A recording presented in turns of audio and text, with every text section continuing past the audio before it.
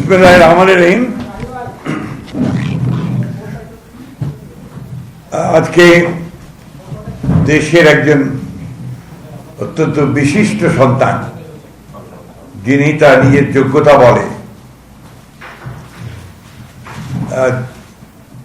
IMF এর অত্যন্ত উচ্চ পদে কাজ করেছেন এবং পরবর্তীকালে তিনি দেশে এসে 2018 সালে, আপনাদের মনে থাকার কথা, তিনি গণফোরাম থেকে আমাদের যে ফ্রন্ট ছিল সেই যুক্ত ফ্রন্টের মনোনয়ন নিয়ে, ধানের শীষ নিয়ে তিনি নির্বাচন করেছিলেন। পরবর্তীকালে আপনারা দেখেছেন তিনি রাজনীতিতে সক্রিয় ভূমিকা পালন করেছেন এবং আমরা অত্যন্ত আনন্দিত এবং গর্বিত যে ডক্টর রেজা কিবরিয়া আজকে আমাদের মাঝে এসে আমাদের দলে যোগ দিয়েছেন।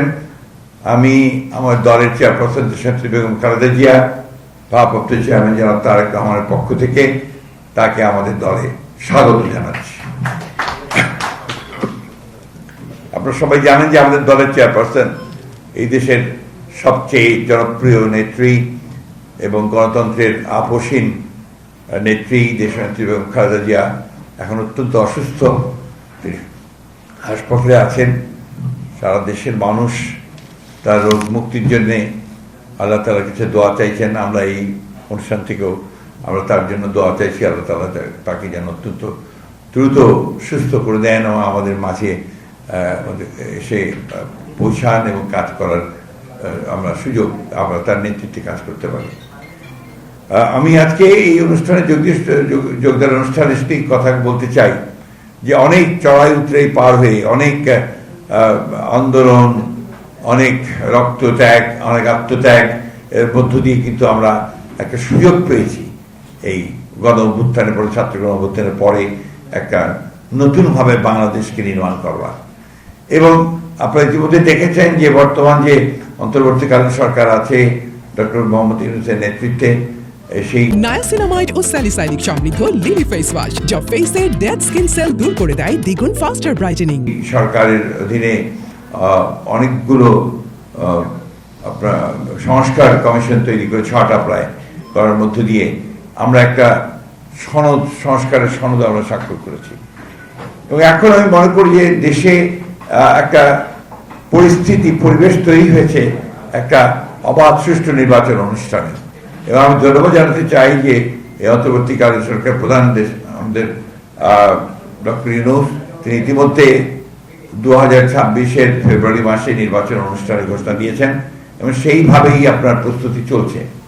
আমরা অত্যন্ত আশাবাদী যে দেশের মানুষ এই সুযোগটি গ্রহণ করে তারা তাদের যে প্রতিনিধিত্ব, অর্থাৎ তাদের ইলেক্টেড যে প্রতিনিধি, তারা একটা পার্লামেন্ট গঠন করবেন এবং সেই পার্লামেন্ট গঠন করার মধ্য দিয়ে তারা একটা জনগণের গণতান্ত্রিক সরকার প্রতিষ্ঠা করবেন।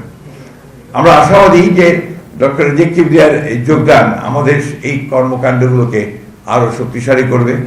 আপনারা জানেন ইতিমধ্যেই বিএনপি আমাদের ভারপ্রাপ্ত চেয়ারম্যান তারেক রহমানের নেতৃত্বে আমরা অনেকগুলো কর্মসূচি ঘোষণা করেছি এবং আমরা সবচেয়ে বড় জিনিস হচ্ছে যেটা যে আমরা তার নেতৃত্বেই এই আন্দোলন করেছি দীর্ঘ 15 বছর এবং আমরা আগামীতে তার নেতৃত্বেই বাংলাদেশে জনগণ যদি আমাদেরকে সমর্থন করে, আমরা বাংলাদেশের সত্যিকার অর্থেই একটা গণতান্ত্রিক, অর্থনৈতিক দিক দিয়ে সমৃদ্ধ একটা রাষ্ট্র নির্মাণ করতে চাই।